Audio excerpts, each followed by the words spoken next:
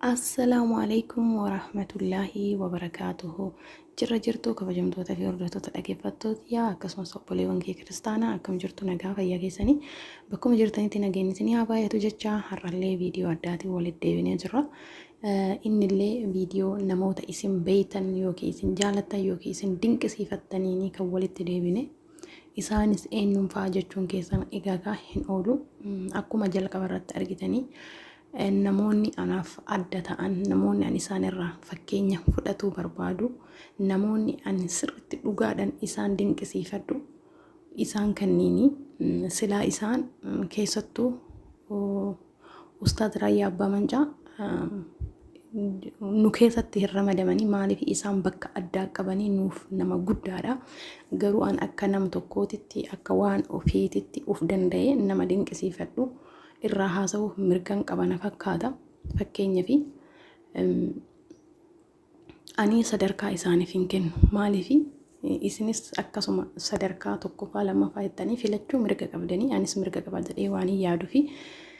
kanaafin isaan anaaf tokkoffaa yoomiyyuu warriin kunneen jechuudha. Namoonni ani sooshaal miidiyaa kanarraa hedduu dinqisiifadhu. Sooshaal miidiyaa irratti illee ta'ee lafa irratti illee ta'ee irra caala namoonni tokko miidiyaa kan itti fayyadamanii miidiyaan hawaasan si barsiisaa, namoota waliin beekneen walitti si fidaa. Hawaasa fi miidiyaan maali yoo jenne dhugaa rabbi miidiyaan yeroo kana sirriitti babal'atee jira. Biyyi keenyallee hedduu guddatanii jiranii. Maaliif baay'inaan nuti warra baadiyyaatti kan dhalanne uummanni irra caalan uummanni Oromoo baadiyyaa irra jiraata.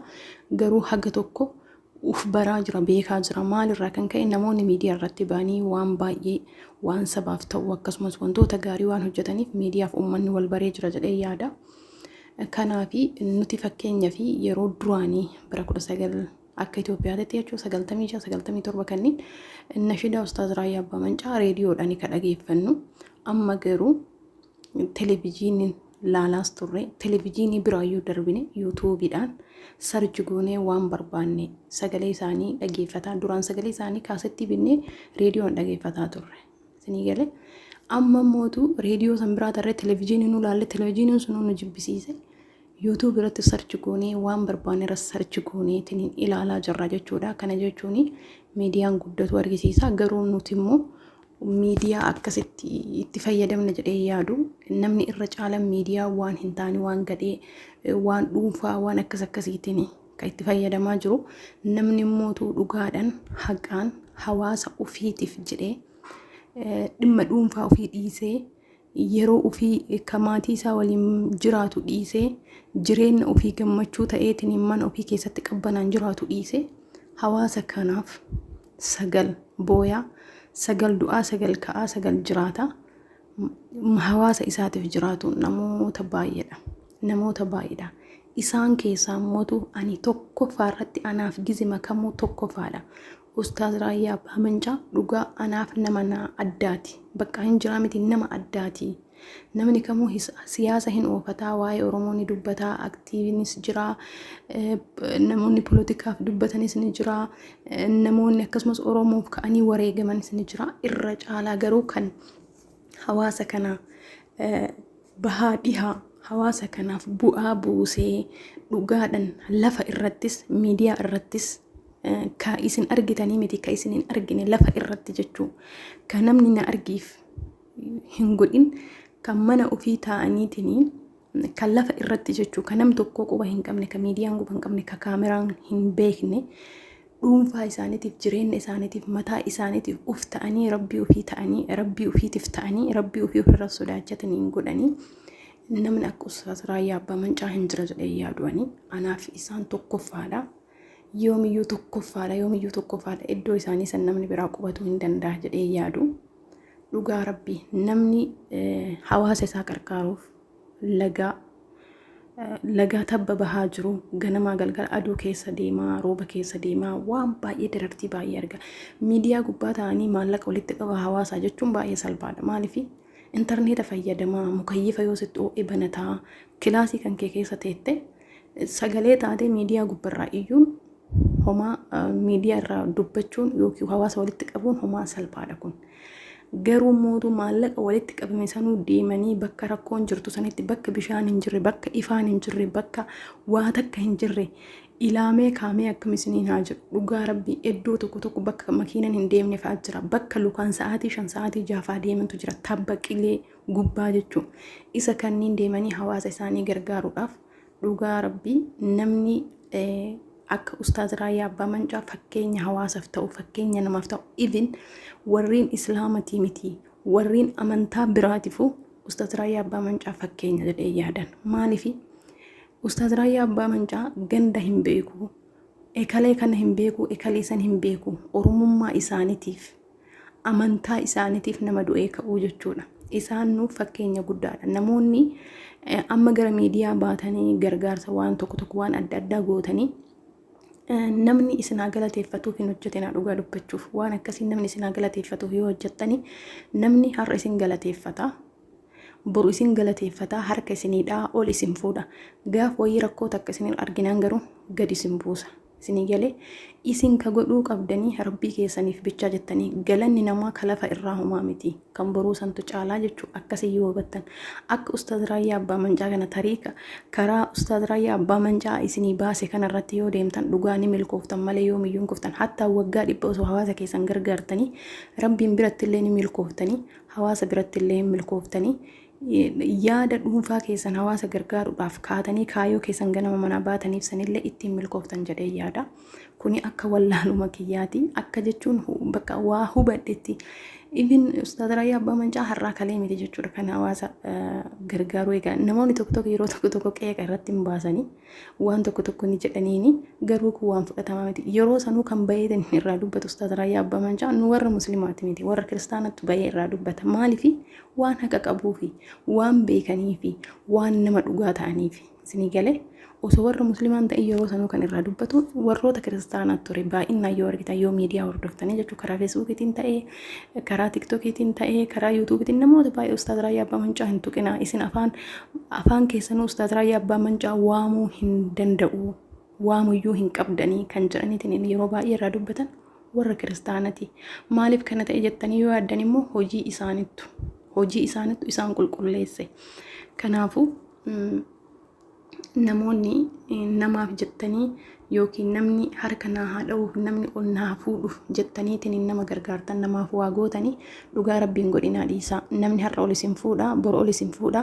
iftaan immoo bakka itti kuftan hin beeytanii jechuudha kanaaf namaa jecha lafaan ka'ina namaaf jecha namaaf waan gaariin godhina namaaf jecha nama hin qarqaarina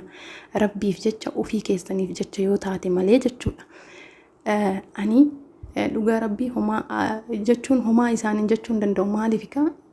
bakka jechan ittiin isaan ibsu hin qabu jechuudha Ustaaz Raayyaa Abbaa Mancaa jecha isaan ittiin ibsu hin qabu ka isaan wajjilleen hojjetan baay'eedha akka Ustaaz Sufiyaan Alii baay'eedha jechuudha Ustaazonni maqaa isaanillee hin beekne garuu akkatti argaa isaan biratti beeku ni jiranii walumaa galatti maaliin jechuu barbaada rabbiin wallaahi umrii isaanii haa dheeressu fayyaa guutuu haa kennuu fi hamtuu irraa qabuun jedha akkasumas immoo ilmi isaanii ka isaan fakkaatu ka akkanaa kana rabbi nuuf haa fidu nama akka isaa fakkaatu rabbi nuuf bakka haa buusu jechuudha bakka geettanitti du'aa bichaa godhaafi jechuun barbaada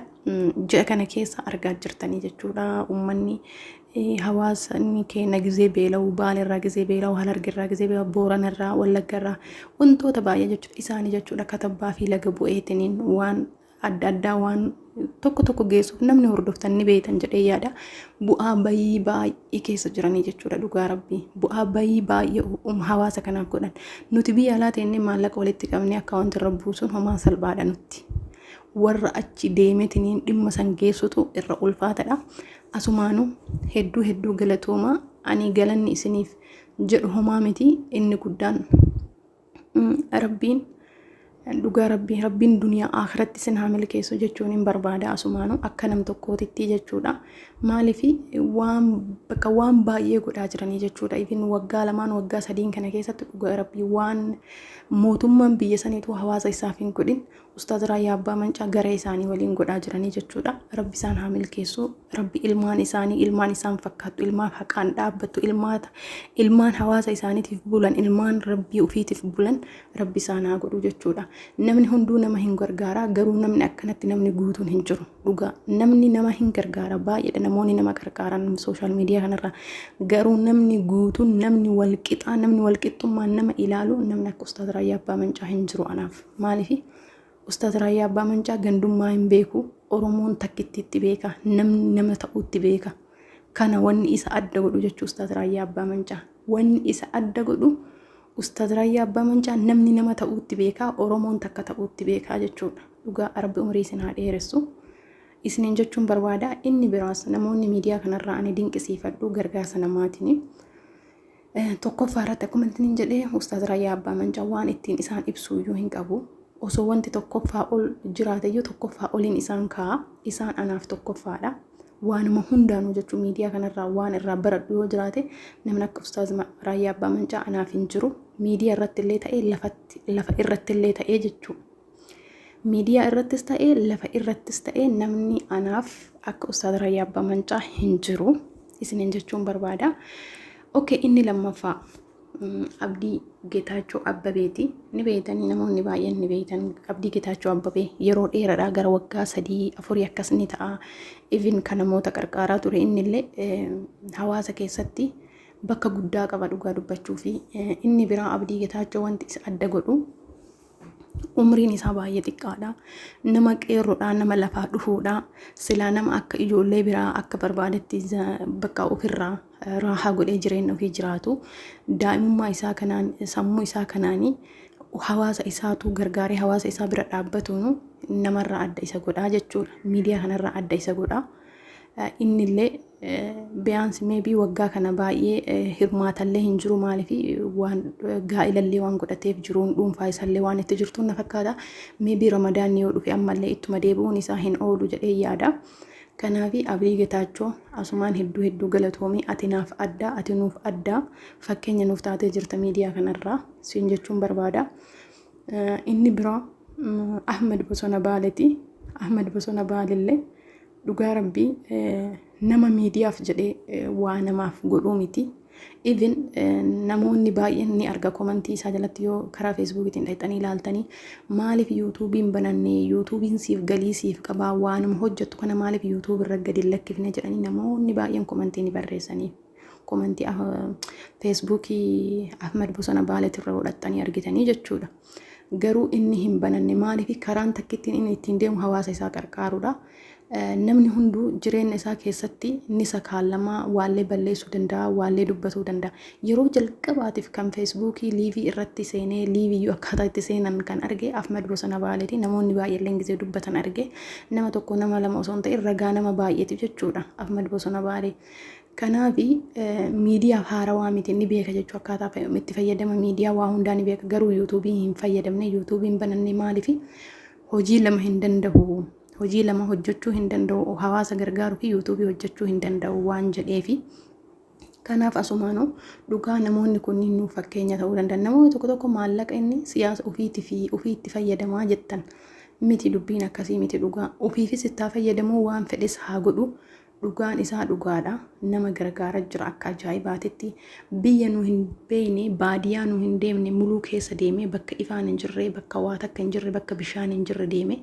ummata isaa beela baasaa jira jechuudha. Asumaanuu zajaan keessa Rabbiin bira haa ta'u namoonni Rabbii keessaniif jecha jettaniitiin namoota dhugaadhaan qarqaaraa beelaa harmee teenna beela baasaa jirtan ilmaan keenna beela baasaa jirtan wallaahi zajaan keessa Rabbiin bira kanamaa waa takkaa miti kan Rabbiin bira argattantu irra guddaadha jechuudha. Namoonni kun sadiin anaaf adda namoonni birallee yoo jiraate komentii irratti na beeksisaa jechuudha. Ani garuu namoota kanneen baay'een hordofaa yeroo baay'ee karaa qarqaasatillee waan baay'eellee karaa gareetillee isaan waliin dhaabbadhee waan hin beeku namoota kanneen hedduun dinqisiifadha jechuudha. Namoota kanneen hedduun bakka akkam jedhee akkasiin naaf adda isaan isinii galee naaf adda namoonni sadeen kunniin jechuudha. Naaf jiraadha Rabbi umrii isin haa dheeressu zajaan keessa Rabbi bira isiniif haa ta'uu jechuun barbaada galatooma.